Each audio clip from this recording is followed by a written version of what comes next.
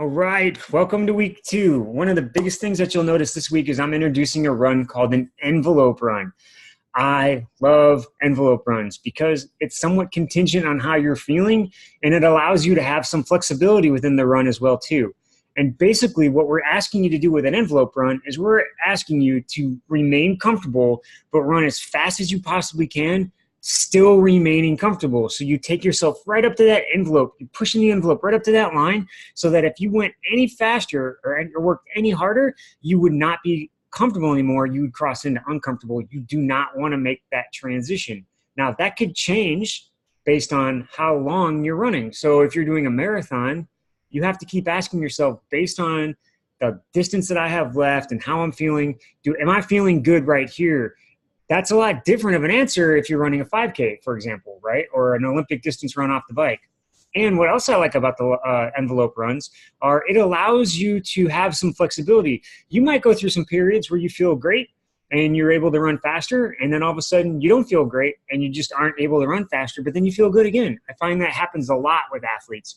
And instead of feeling like you have to hit certain intervals sometimes at certain times, this allows you to kind of self-monitor. And the other thing I like to talk about my athletes with is if I'm standing there at the end of your race and I'm telling you, run harder, come on, work faster, you would look at me like I'm nuts, right? Usually when we're thinking about the last part of our race, when we're trying to maintain speed, we're trying to do things to make us faster without working harder. So nice, good turnover, good forward lean, make sure you're relaxing your jaw. If you're tense, your jaw will be tense. You want to make sure you're nice and relaxed. You're not looking too far down the road and checking out airplanes, which means you're leaning too far back.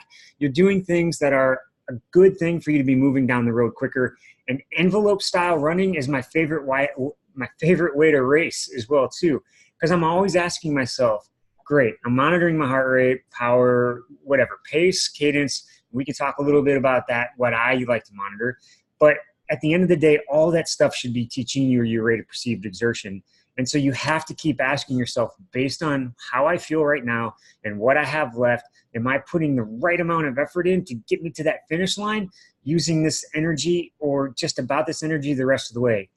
I don't care what you've trained for. If you're supposed to be running faster, but you feel terrible, you have to back off. And sometimes you're going to have a good day because the definition of a PR is going somewhere to a new level that you've never been before. And sometimes you have to allow for that too. So along all the way here, you want to be taking inventory of how do my legs feel? What do my quads feel like? How's my breathing patterns? I try to get my athletes to think a lot about their breathing patterns and then taking inventory about how it feels to go that hard. And then if you do go too hard, go back in your mind a few steps and be like, what did it feel like leading up to that? Because if I feel those sensations in a race, I know that's my warning sign to back off. So enjoy the envelope run. Everything else in the week is pretty status. We do see in the end of the week, we do have a base building run. It's a 2 hours, and I'm going to flip those around from week to week. So sometimes you'll have some extra running, sometimes you'll have some extra cycling in there. I don't care if you flip-flop those days. So if you want to do your brick on Saturday and your run on Sunday, that's totally fine, okay? And if you want to move the swims around to give you some time or even skip on that 30-minute easy one, that's fine too, all right? But on the base run, make sure you're keeping that all conversational, ridiculously slow. Make sure that you are not working too hard and that you're teaching your body how to become metabolically efficient and fat adaptive as well for that.